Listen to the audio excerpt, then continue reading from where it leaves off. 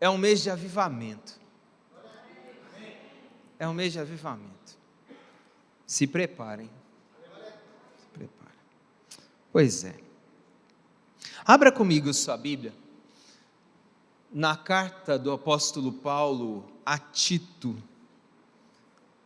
capítulo 2. Tem na Bíblia aí, pessoal. Tem aí. Perto de Filemon.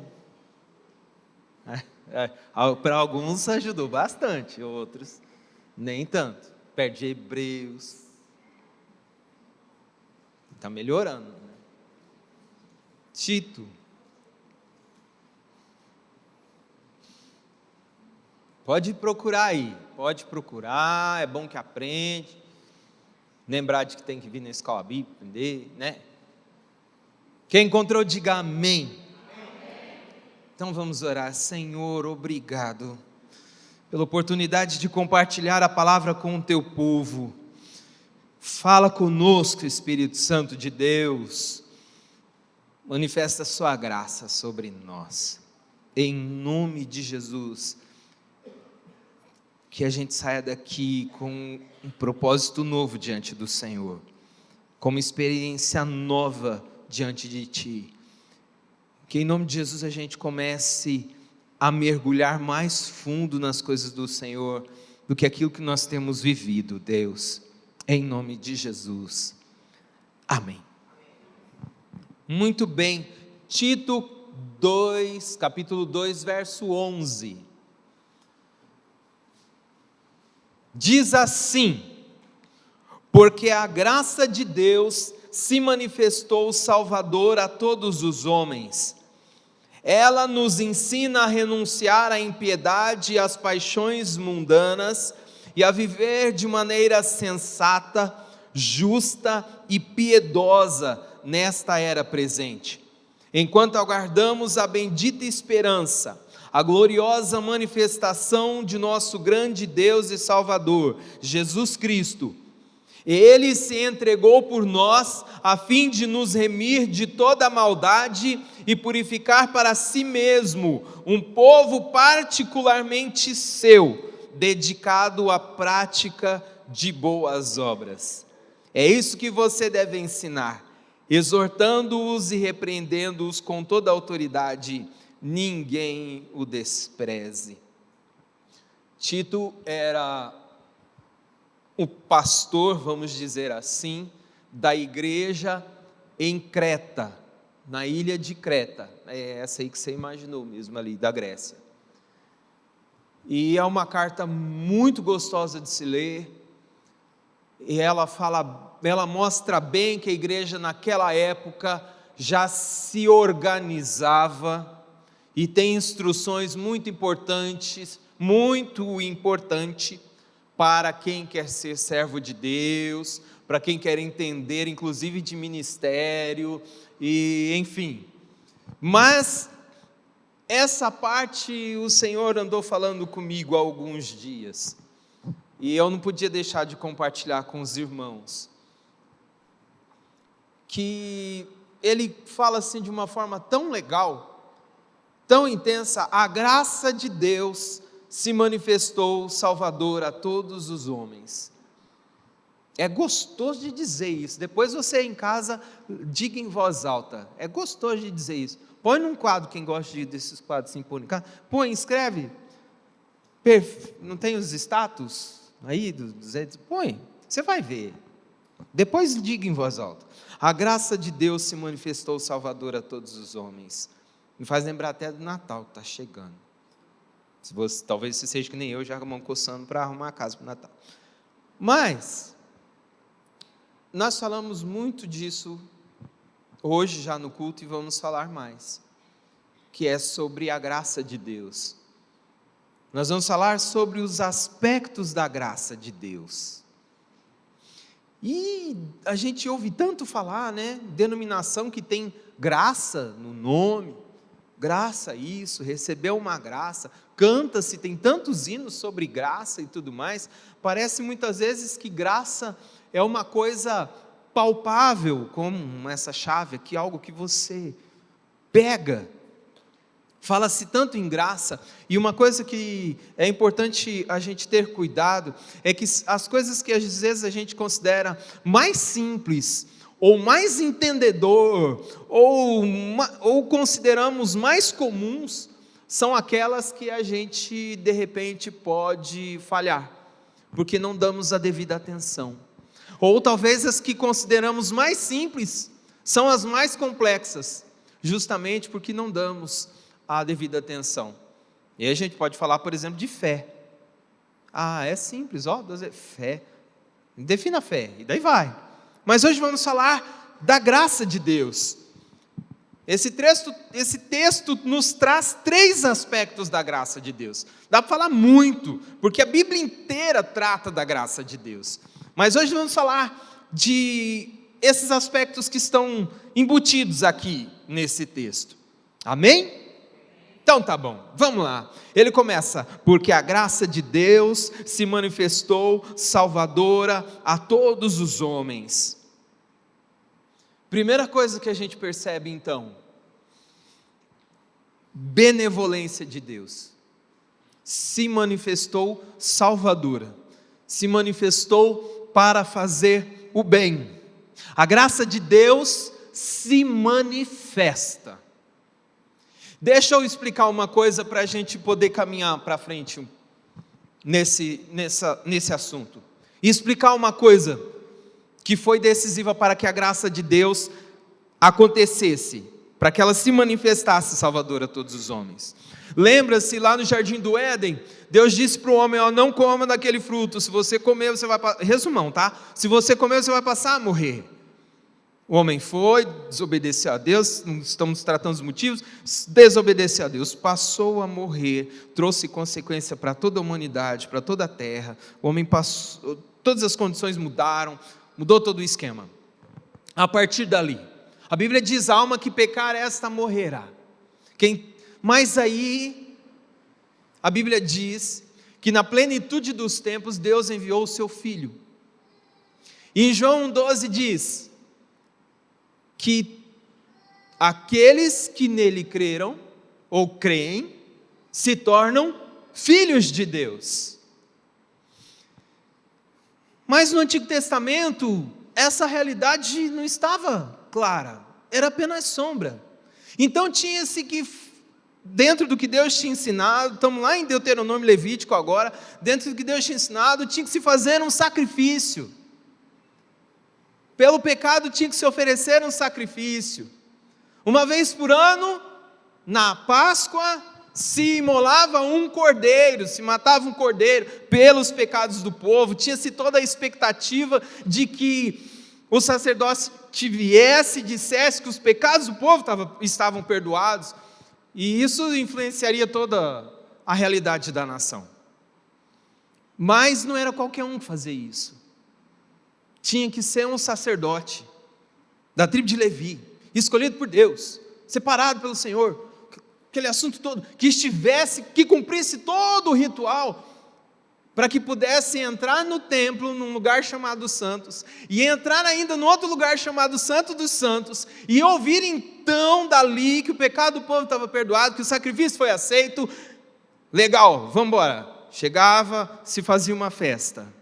Todo ano se comemorava a Páscoa, porque também foi morto um cordeiro naquela época, e se então se tinha o sangue do cordeiro sobre o umbral das portas, porque naquela situação o anjo da morte passou, e onde tinha o sangue do cordeiro, então o anjo da morte passou de largo. Isso era a Páscoa, que em hebraico é Pessá, que quer dizer passagem de largo. E o povo de Deus foi liberto do Egito. Então foi se cumprindo isso, e na Páscoa, o Cordeiro de Deus que tira os pecados do mundo, como João Batista disse na hora que viu Jesus: eis o Cordeiro de Deus que tira os pecados do mundo, morreu na cruz do Calvário, para que todo aquele que nele crer não pereça, mas tenha vida eterna. Diz o Evangelho que quando ele disse está consumado e morreu, pessoas ressuscitaram, a terra tremeu, e o véu do templo foi rasgado de alto a baixo. Então agora todo aquele que nele crê tem acesso.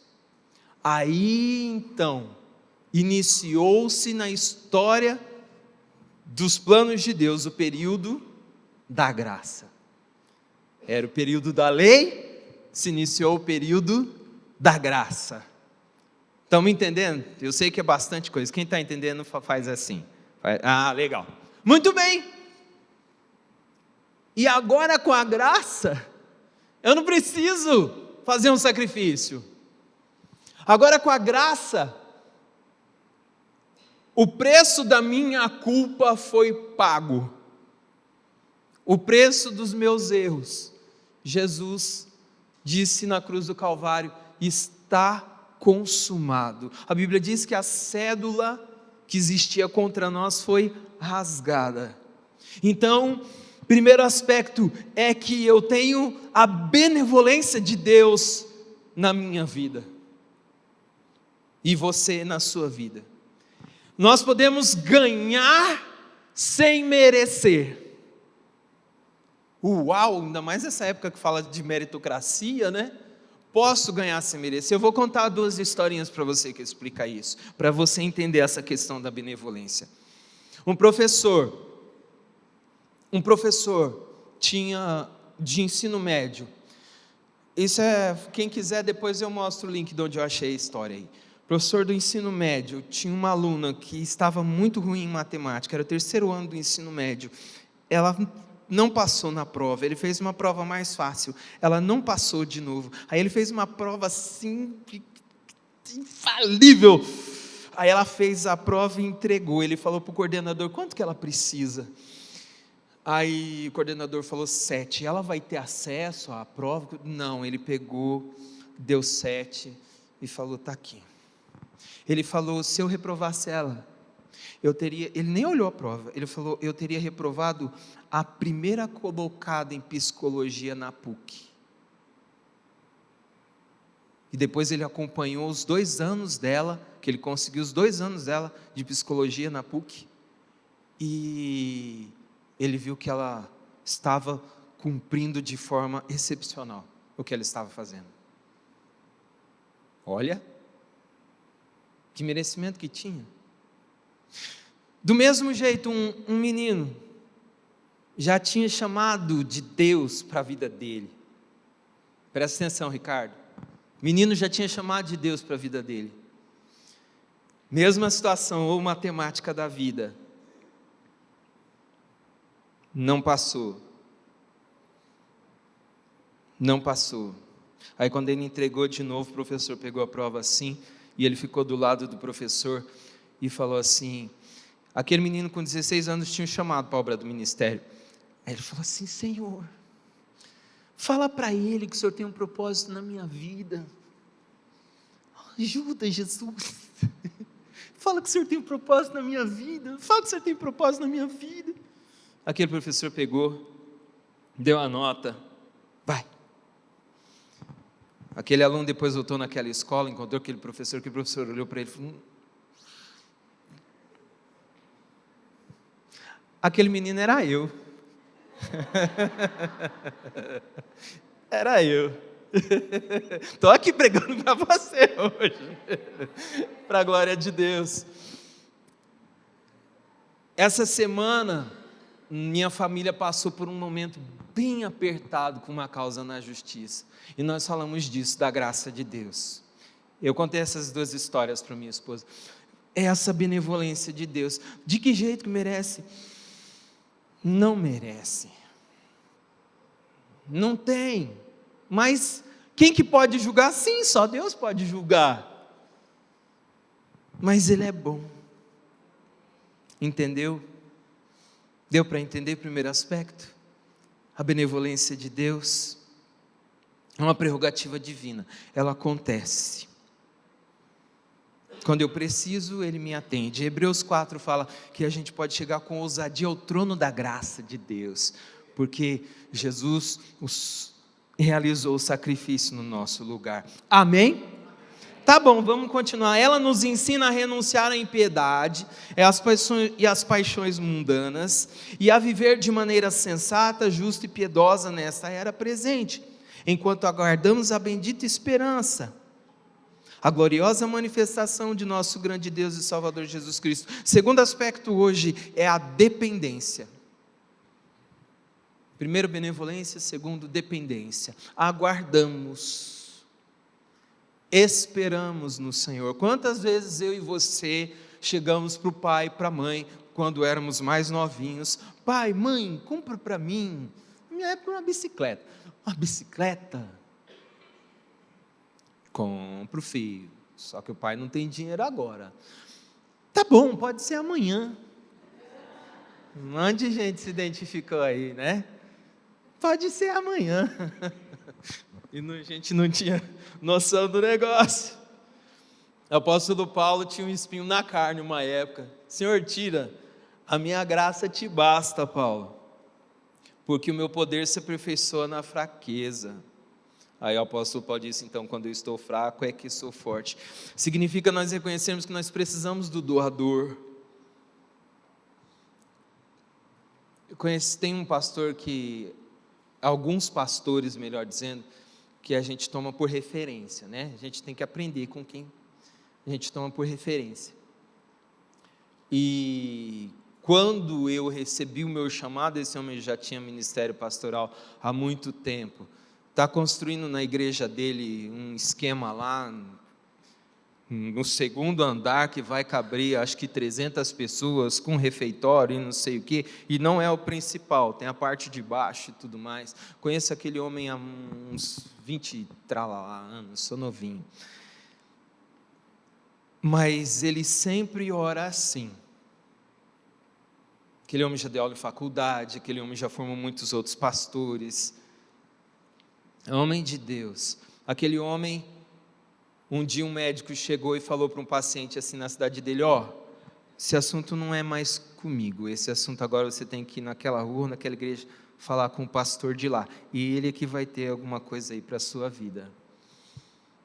Quando o prefeito da cidade dele morreu, chamaram ele para ir lá, não, tem que ser, precisa ser ele. E aquele homem sempre ora assim, ele começa: Senhor, tenha misericórdia. Senhor, tenha misericórdia. Ele me deu aula no seminário, ele me deu aula de homilética, porque é para a gente treinar e se preparar para pregar um jeitinho legal. E ele ensinou, primeira coisa, você coloca lá em cima, está aqui para quem quiser ver: Senhor, tenha misericórdia. Tenha misericórdia. E Deus, esse é um dos fatores, não tenho dúvida de que Deus tenha abençoado aquele homem.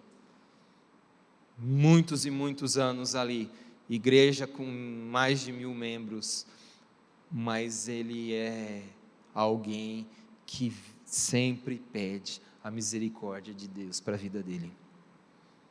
Significa também que eu preciso lembrar que eu preciso de perdão, né? Porque a gente pisa na bola, às vezes a gente é vacilão mesmo. Diz para o seu irmão aí: tem vezes eu sou vacilão. Fala aí, tem vezes, verdade aí, irmão, vamos lá. Às vezes a gente é vacilão mesmo. A gente às vezes é ruim de serviço. Pisa na bola, erra feio, machuca os outros, trata mal, mente, se engana, a gente se engana. Sem querer a gente faz as coisas erradas às vezes. A gente tem que entender que a gente é dependente do perdão de Deus.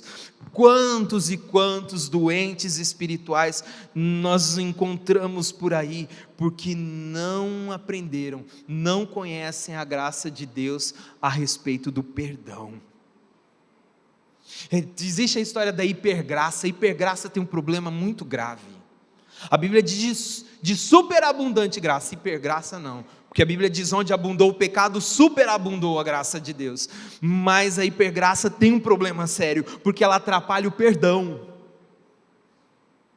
E não existe uma coisa mais libertadora em Cristo Jesus do que o perdão.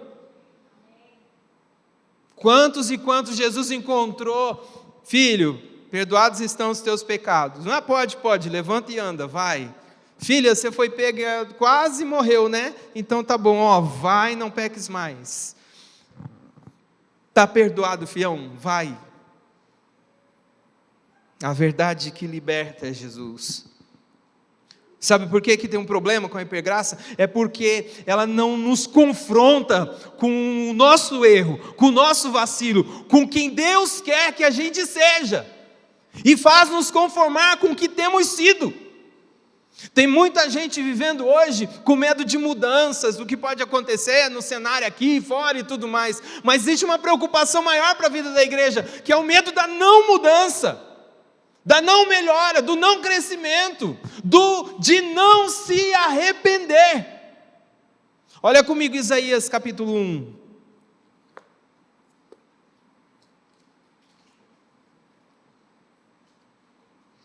Ou você acha que é brincadeira quando o apóstolo Paulo fala que aquele que come e bebe indignamente, a sede do Senhor come e bebe para a sua própria condenação, não discernindo o corpo do Senhor? Isaías é o evangelho do Antigo Testamento, na minha opinião. É muito da hora Isaías, é muito intenso Isaías, mas ele começa de um jeito assim, tão intenso quanto que eu estou falando. Visão de Isaías, filho de Amós, que teve a respeito de Judá e Jerusalém durante os reinados de Uzias, Jotão, Acás e Ezequias, rei de Judá. Ouçam, ó céus, escute, ó terra, pois o Senhor falou: criei filhos e os fiz crescer, mas eles se revoltaram contra mim. O boi conhece o seu dono, o jumento conhece sua manjedoura e o seu proprietário, mas Israel não sabe, o meu povo nada compreende. Ah, nação pecadora, povo carregado de iniquidade, raça de malfeitores, filhos dados à corrupção, abandonaram o Senhor, desprezaram o Santo de Israel e o rejeitaram, porque haveriam de continuar a ser castigados, porque insistem na revolta. A cabeça toda está ferida, o coração todo está sofrendo, na sola do pé, ao alto da cabeça não há nada senão somente machucados, vergonhas, ferimentos abertos, que não foram limpos, nem enfaixados, nem tratados com azeite. A terra de vocês está devastada, suas cidades foram destruídas a fogo, os seus campos estão sendo tomados por estrangeiros diante de vocês, e devastados como a ruína que eles costumam causar. Só restou a cidade de Sião como uma tenda numa vinha, como um abrigo numa plantação de melões, como uma cidade sitiada. Se o Senhor dos Exércitos não tivesse poupado alguns de nós, já estaríamos como Sodoma, semelhantes a Gomorra. Você fala, caramba, é esse cara mesmo que fala, renovarão, voarão e tudo mais. Mas olha o que ele fala mais para frente. Verso 13, parem de trazer ofertas inúteis, o incenso de vocês é repugnante para mim, luas novas, sábados e reuniões, não consigo suportar suas assembleias cheias de iniquidade, suas festas da lua nova, suas festas fixas, eu as odeio, tornam-se como um fardo para mim, não as suporto mais. Verso 16, olha só agora, lavem-se, limpem-se, removam suas más obras para longe da minha vista, parem de fazer o mal, aprendam a fazer o bem, busquem a justiça, acabem com a opressão, lutem pelos direitos do órfão, defendam a causa da viúva, venham, vamos refletir juntos, diz o Senhor. Embora os seus pecados sejam vermelhos como escarlate, eles se tornarão brancos como a neve, embora sejam rubros como púrpura, como a lã se tornarão. Se vocês estiverem dispostos a obedecer, comerão os melhores frutos dessa terra. Que maravilha! Deus não só acusou, mas pela graça falou assim, vamos tratar, vamos cuidar, vamos resolver esse negócio. É o que ele quis dizer. 1 Tessalonicenses 5:23 diz assim: e todo o vosso espírito, alma e corpo sejam conservados irrepreensíveis até a vinda do nosso Senhor. Irmão, eu quero dizer uma coisa para você. Pela graça de Deus, Ele quer nos tratar a partir de hoje, se estivermos dispostos. Se estivermos dispostos a olhar para o que o Senhor quer que a gente olhe. Se estivermos dispostos a abrir mão do que Ele quer que a gente abra mão. Se estivermos dispostos e crermos o suficiente para receber a cura que Ele quiser nos dar, para a gente comer o melhor dessa terra. Deus me quer e te quer bem, mas dependemos dEle. Hoje Deus quer tratar comigo e com você. Esses dias o pastor Márcio falou, às vezes as pessoas têm pecado de estimação. Vamos mandar esses bichos embora em nome de Jesus, amém? Deus nos quer bem, Deus nos quer melhor. Uma vez Deus falou para mim: Anderson, eu quero ver você bem. Senhor, melhora a cada dia, vai ser consequência. Sabe, Deus quer tirar o que atrapalha. A Bíblia diz: todo aquele que milita não se embaraça com negócios dessa vida. O termo em grego ali quer dizer aquela ovelha que ficou presa no meio de espinho, assim, consegue. Você já encontrou esse tipo de gente?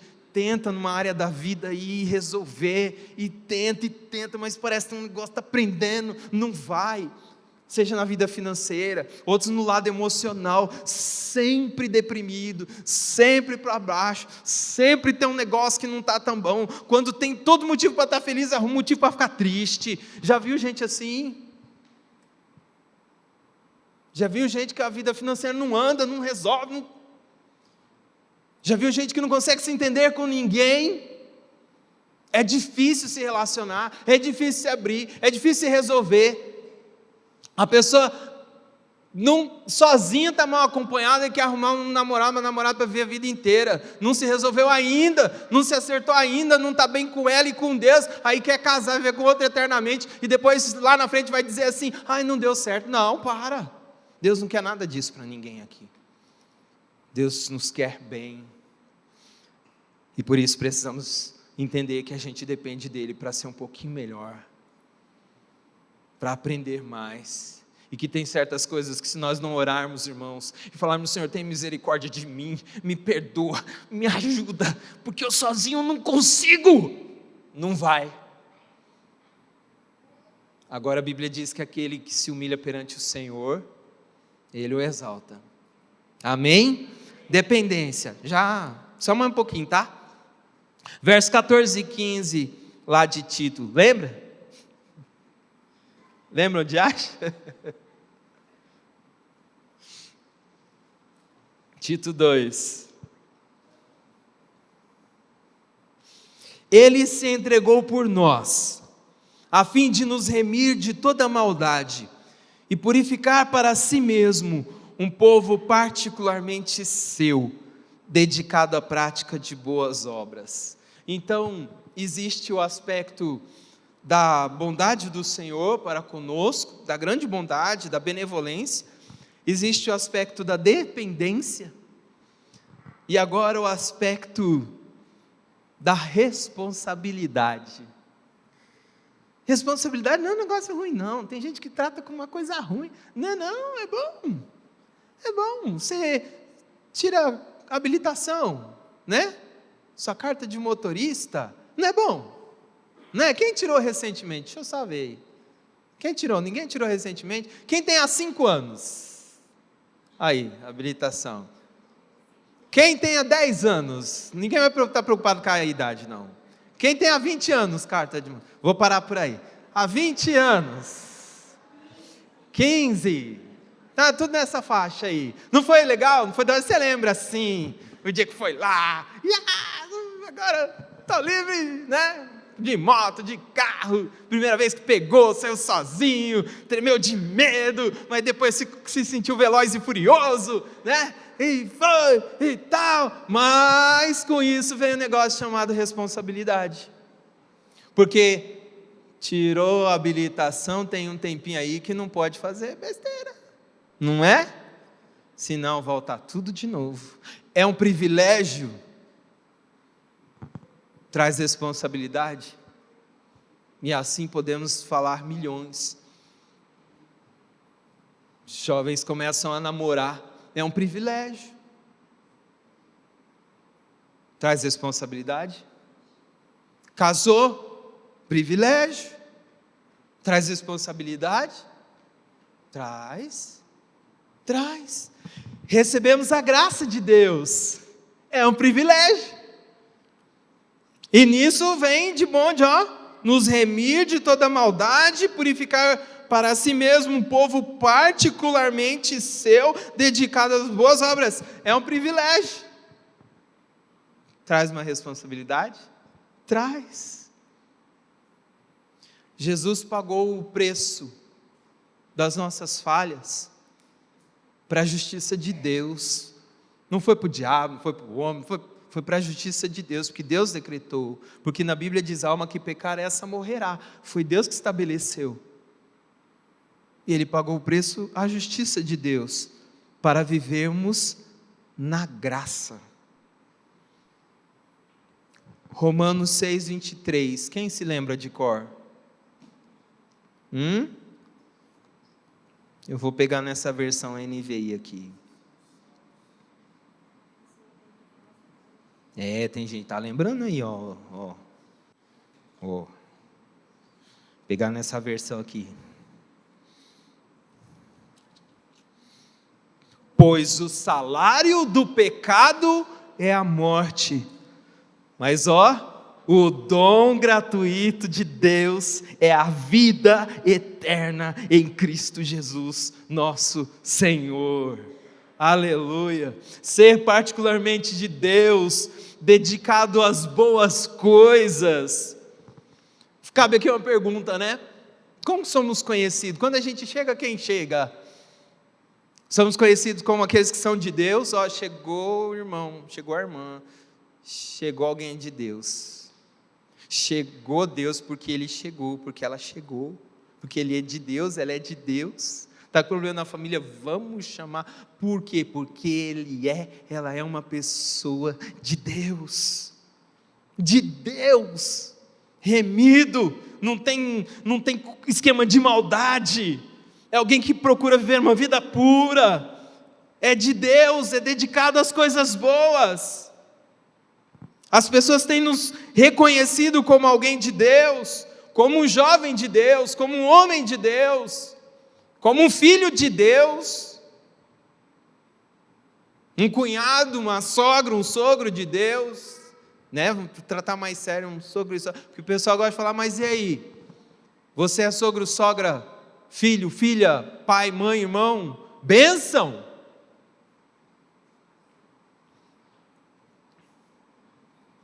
Responsabilidade é privilégio, mas a graça nos dá essa responsabilidade, que é muito boa, porque ser de Deus, irmãos, é uma coisa tão da hora. Eu prefiro ser chamado que eu sou de Deus do que qualquer outra coisa. Eu não sei você. Uma vez, na igreja que eu pastoreava, tínhamos uma Kombi 74, aquela corujinha para os mais antigos, e quem já dirigiu Kombi sabe, você dirige Kombi assim, né? E ela indo reto, você dirige assim. Aí eu fui fazer uma manobra com a Kombi, e o volante estava assim, de repente ele fez isso aqui. Eu assustei, né? Aí, normal. Aí fui ajudar um irmão, e a folga estava maior no volante.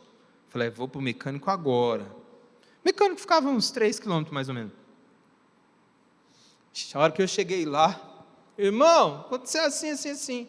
Aí o rapaz que trabalhava para aquele mecânico, não era crente, subiu, olhou assim, rapaz, agora eu vi que você é homem de Deus mesmo, porque estragou os mais antigos vão saber, uma peça que se chama 8, vulgarmente, da caixa de direção lá.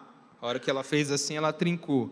Então eu ia estar andando, ia chegar um determinado momento, eu ia puxar para a direita, a Kombi ia virar para a esquerda, e não ia dar bom, não ia ser bom. É legal ser de Deus, é legal quando alguém vem e fala assim, Eu dou glórias a Deus, irmãos, porque eu tive essa graça essa semana. Estava numa reunião de colegas de trabalho, e eles falando, né, bem, mal de uns e tal, não que não tivesse motivo.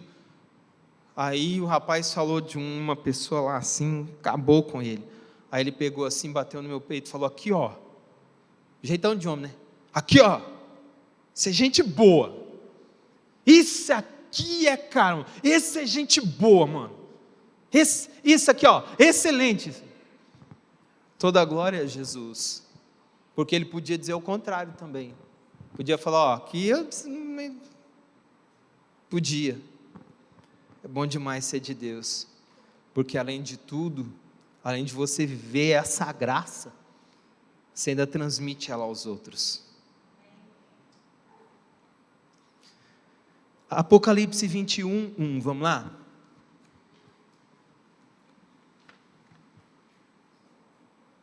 Apocalipse 21:1, lá no fim da Bíblia, está fácil.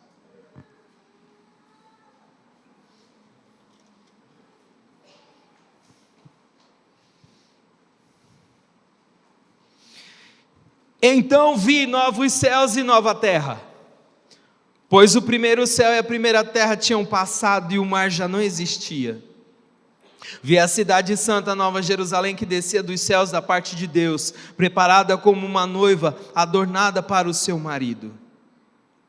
Ouvi uma forte voz que vinha do trono e dizia: agora o tabernáculo de Deus está com os homens, com os quais ele viverá. Eles serão os seus povos, o próprio Deus estará com eles e será o seu Deus. Ele enxugará dos seus olhos toda lágrima. Não haverá mais morte, nem tristeza, nem choro, nem dor, pois a antiga ordem já passou.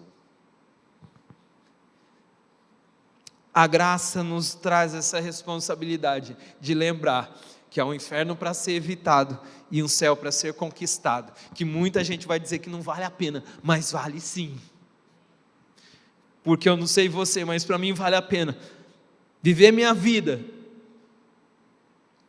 faz todo sentido, viver minha vida, me preparando para ir para um lugar onde não vai ter mais morte, nem tristeza, nem choro, nem dor, e qualquer lágrima será enxugada dos olhos, pela graça de Deus.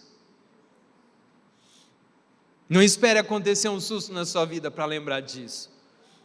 Quando atacaram as Torres Gêmeas, 2001, se eu não me engano, 2001, 11 de setembro de 2001, difícil esquecer essa data. Eu vi pela TV lá os aviões rebentando o trem tudo. O livro mais vendido naquele ano, até o seguinte, se eu não estiver enganado, mas naquele ano com certeza, foi o Deixados para Trás. Acho que assustou um pouco todo mundo. Nós estamos vivendo dias de mudança aí no quadro da nossa nação. O que a gente espera? O que temos vivido da graça? O que pode acontecer ou não, eu não sei. Mas eu sei que podemos viver intensamente a graça de Deus em nossas vidas.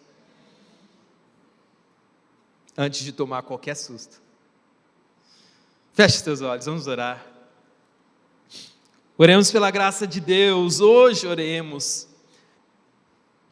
Se você não tem certeza que você pode ir morar nesse lugar que nós falamos, hoje você pode entregar sua vida a Jesus. Receba Deus, receba a salvação. Se tem algo para ser curado dentro de você, fala hoje para Deus, pela graça você vai alcançar em nome de Jesus. Cura, perdão.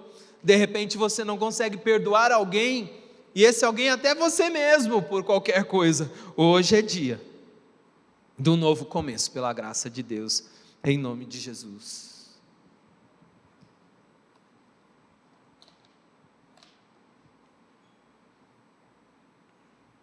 Vou te dar uns segundinhos.